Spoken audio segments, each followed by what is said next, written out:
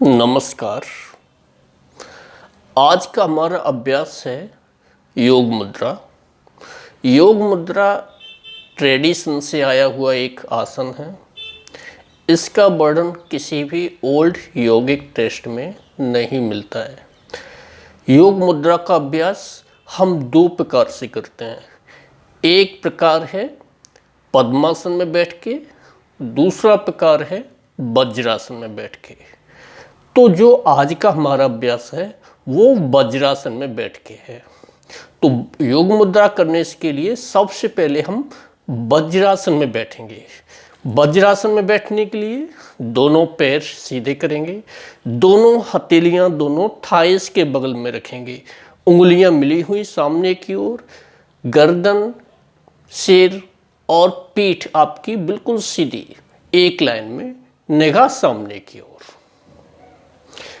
अब वज्रासन में बैठेंगे तो सबसे पहले हम राइट लेग को राइट नी से बेंड करेंगे और पीछे हिप के बगल में रखेंगे राइट फीट को। इसी तरीके से लेफ्ट लेग को लेफ्ट नी से बेंड करके लेफ्ट फीट को लेफ्ट हिप के बगल में रखेंगे। दोनों टोज मिले हुए दोनों हील्स में गैप रखेंगे ऐसे। तो दोनों हील्स में जो गैप है उसके बीच में बैठेंगे वज्रासन में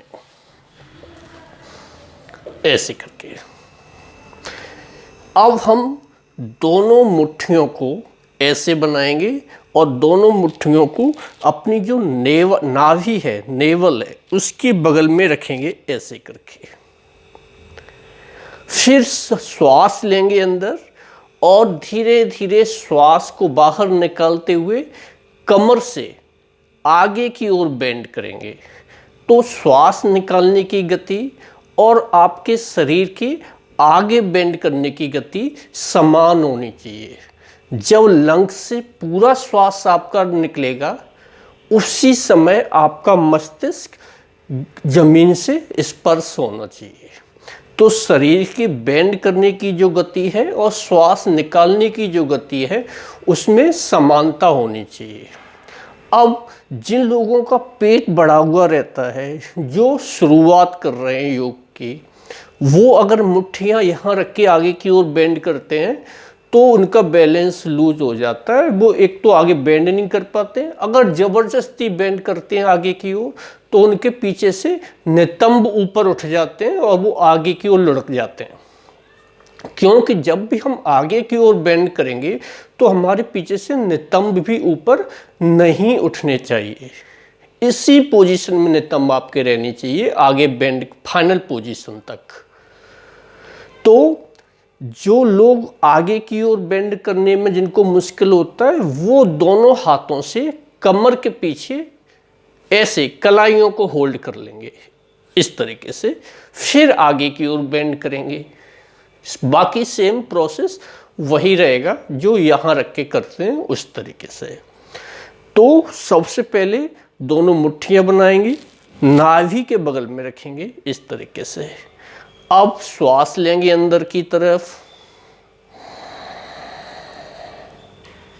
जब आपको लगे कि मैंने मैक्सिमम कंप्लीट इनहेल कर लिया है, फिर हम आगे की ओर बेंड करेंगे एक्सहेल करते हुए, श्वास को बाहर निकालते हुए।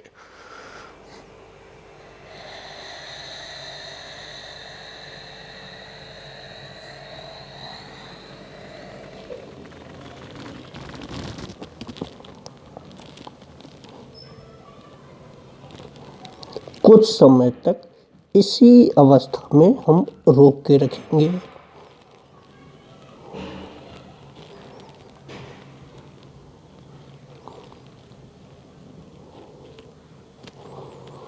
श्वास अंदर लेते हुए धीरे धीरे वापस आ जाएंगे।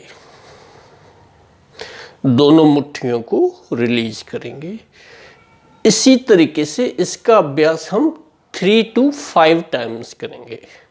फाइनल पोजीशन में जब आपका सिर ग्राउंड से लगा हुआ रहता है उस अवस्था में हम अपनी श्वास को होल्ड करके रखेंगे। जिस श्वास को हमने बाहर निकाला है उसको बाहर ही रोक के रखेंगे, श्वास को अंदर नहीं लेंगे। जब आपको फील हो कि अब हम श्वास को इससे ज़्यादा समय से हम नहीं रोक सकते हैं, फिर हम ब्रीद इन करते हुए श्वास को अंदर लेते हुए वापस आएंगे। तो वापस आते समय भी शरीर के वापस आने की गति और श्वास के अंदर लेने की गति भी समान होनी चाहिए। जब हम इस पोजीशन में आएंगे तब तक आपका कंप्लीट इनहेल हो जाना चाहिए। फिर हम मुट्ठियाँ यहाँ रखेंगे, फिर से क्या करेंगे, श्वास को बाहर निकालते हुए और फिर से हम दूसरा चक्र का अभ्यास करेंगे। इसी तरीके से तीसरा, चौथा और पांचवा। निरंतर अभ्यास करने के बाद हमारा जो समय रोकने का होता है फाइनल पोजीशन में, वो आपका धीरे धीरे बढ़ता जाएगा।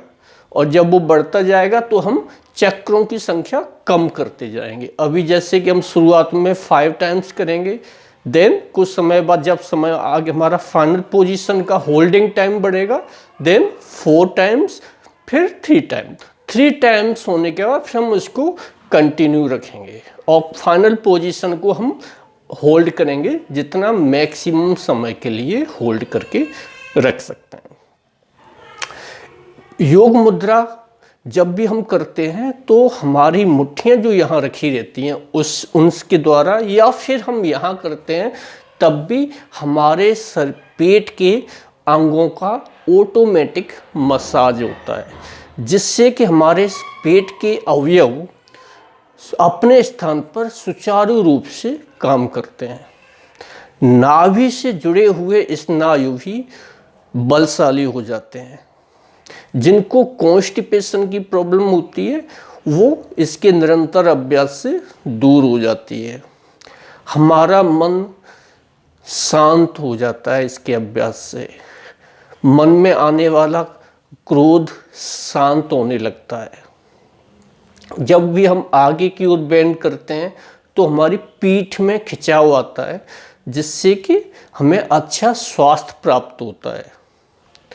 ये डायबिटीज में भी बेनिफिट करती है योग मुद्रा। जिनको स्लिप डिस्क की, साइटिका की सीवियर प्रॉब्लम है, जिनको हाइपरटेंशन, हाई बीपी की प्रॉब्लम है, जिनको सिर दर्द होता है, जिनको नी में कोई भी जैसे आर्थराइटिस है, नी गैप है, या नी में ज़्यादा दर्द या स्वेलिंग है, तो उन लोगों को इसका अभ्यास नहीं करना है। तो इस वीडियो को आप देखिए और अपने आप इसका अभ्यास कीजिए। आप हमारे चैनल को लाइक कीजिए। अगर आपने अभी तक सब्सक्राइब नहीं किया है तो फटाफट से सब्सक्राइब कर लीजिए, जिससे कि हमारे और जो भी वीडियो हैं वो आप तक पहुँचें और आप उनका लाभ उठा सकें। नमस्कार।